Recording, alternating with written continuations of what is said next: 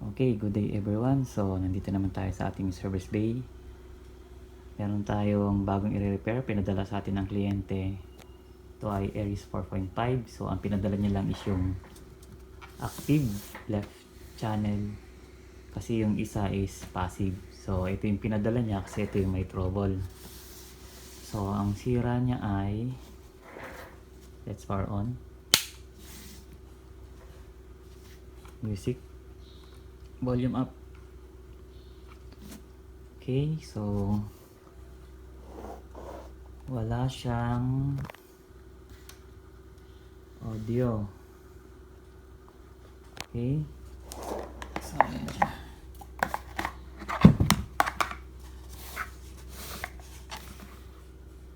Okay, Aries 4.5.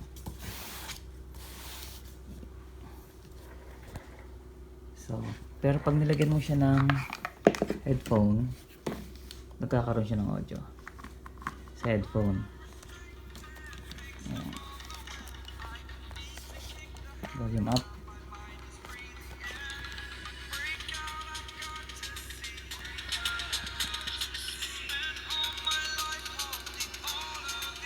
Okay. Pero pag tinanggal natin yung headphone, so wala siyang audio. Okay, so let's troubleshoot. Check natin kung baka natanggal lang yung speaker. And okay, let's go.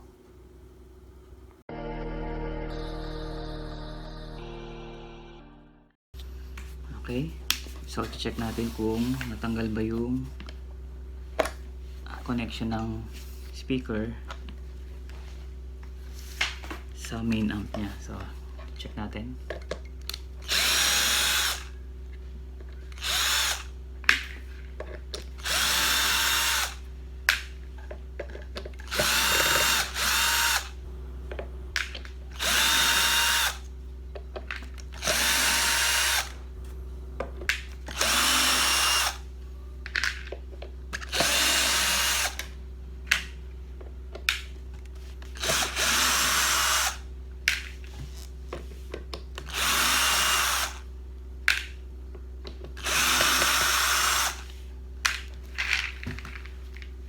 Okay.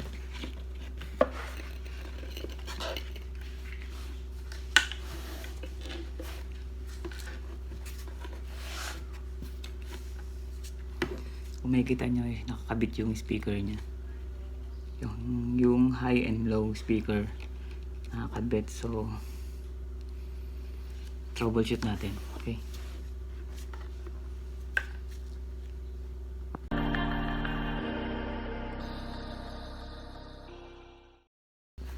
Okay, so i-check naman natin ngayon yung speaker niya. I-check natin yung low speaker.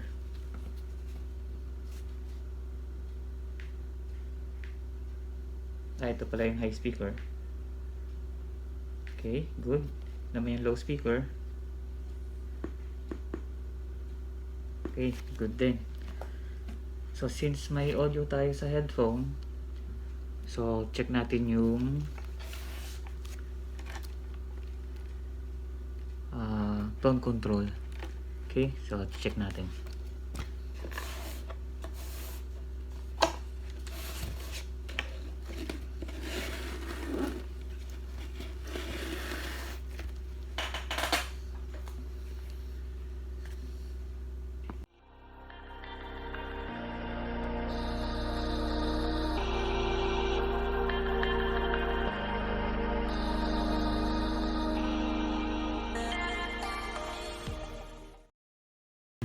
Okay, so ito yung i-check natin. Check natin yung IC na yan, tsaka yung pinagkakabitan ng headphone. So, baka sira na yon. So, lagi siyang nakaswitch sa headphone. So, try natin i-check yun kung okay siya o hindi. Pag okay yon, try natin palitan tong IC natin na maliit. Okay? So, siya, kinalawang na yung paa niya, may mga kalawang na. So, check din natin yan. So, bago yan, tanggalin muna natin tong board na to. Dito, nakadikit sa plastic niya. So, tanggalin natin. Okay? Okay, so tatanggalin natin to. So nakadikit siya ng glue gun. So ang gagamitin natin pantanggal yan para hindi tayo mahirapan is hair dryer. Okay, so i-hair dryer natin siya hanggang sa lumambot yung pinaka glue gun niya, mag-melt siya, saka na siya tatanggalin. Okay, so dapat masyadong matagal yung pag hair dryer natin kasi baka ma-deform naman yung plastic. Okay, so let's go.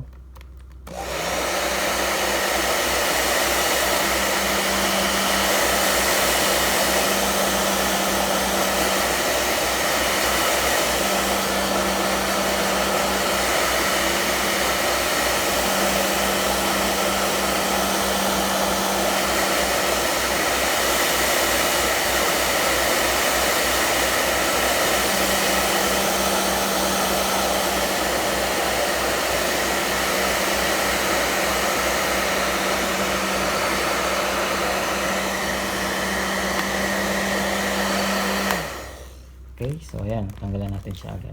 Okay, so check natin ngayon yung input ng ating headphone. Check natin siya kung nag-connect pa ba yung terminal niya. Pag tinatanggal yung headphone, dapat mag-connect siya doon para gumana yung sa pinaka main amp. Okay, let's go.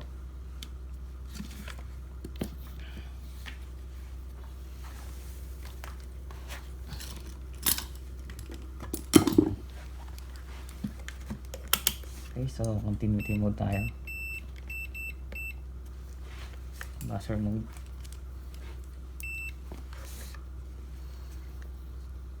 So bali ito yung headphone.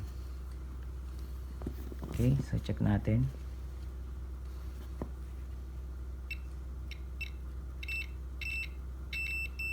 Good. Ito yung terminal pa headphone. Ito yung left, ito yung right. Ito naman yung terminal sa main amp. So pagka tinanggal mo yung headphone, dapat mag-switch siya para gumana yung dalawang speaker, yung main speaker. Okay, so check natin kung dapat may continuity to, dapat naka-connect to. Okay, so wala. Ibig sabihin sira na yung ating input jack. Okay, so papalitan natin to. Yan, ayan yung sira. So try natin palitan and then mag-check tayo ulit kung okay na siya. Okay, let's go.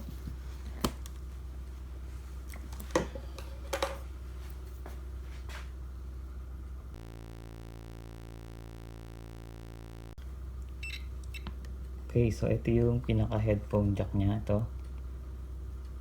So ito yung terminal na ito tsaka itong terminal na ito dapat magka-connect yan kasi wala tayong nakasaksak na 3.5. So pag sinaksakan natin yan ng 3.5, ang mangyayari dyan is mag-open like ganito. Pag sinaksak natin to, itong dalawang terminal na ito at ito, dapat open siya. So dapat naka-open yan. Okay, naka-buzzer mode tayo. Okay, good. So dapat pagka tinanggal natin tong 3.5 jack, yan, tinanggal natin, dapat magko-connect siya para gumana yung dalawang speaker natin. Okay, so hindi siya nag-connect. Ibig sabihin sira yung ating input jack. Okay, female input jack. So papalitan natin to and then check ulit natin kung magko-connect siya. Okay, let's go.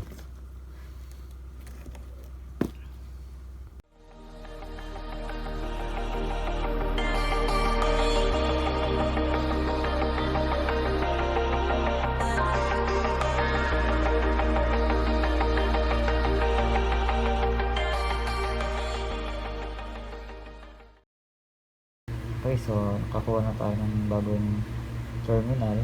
So female 3.5 input jack. Okay, so test natin. Okay, so buzzer mode lang tayo. So ito yung sinasabi kong dalawang terminal. Ito. So once na tinester natin yan, meron siya. Ayan. Okay.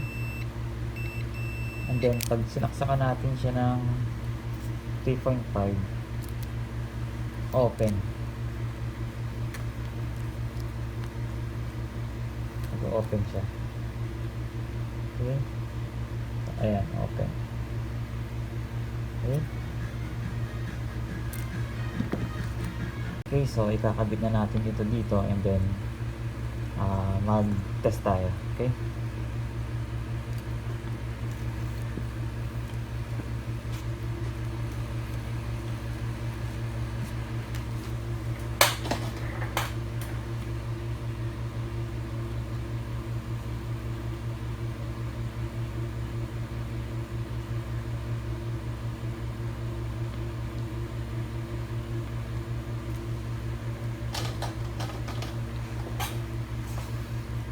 Okay, nakakabit na natin siya. So, assemble na natin. Then, audio test tayo. Okay, let's go.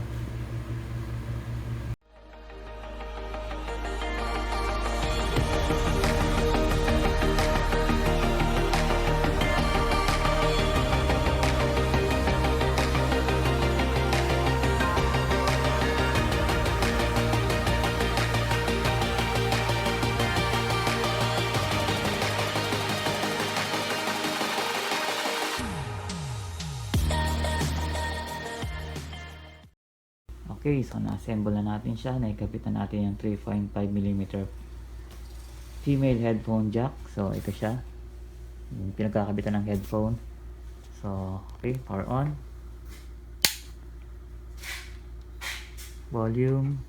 Over the edge, feel like I'm floating through the air. The pain I felt is paid for, all is said and done. Oh, I am restricted, fixed upon the web. I need to kick the habit that my mind is breathing in. Break out, I've got to see. Spent all my life holding all of it closely. I played it innocent, a feel of discontent. I'm finally facing it all, fearless.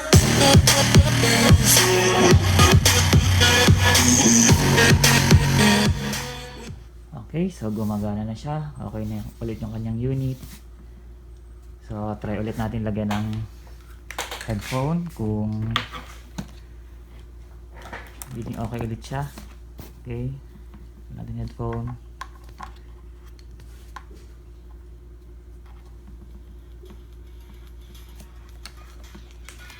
Okay, tumutunog siya sa headphone. Then, tanggalin natin sa headphone.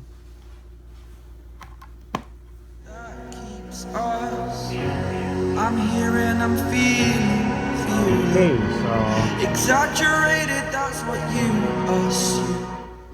okay, so okay na siya. I-inform natin si client na okay na yung kanyang unit and para maipadala na natin to sa kanya.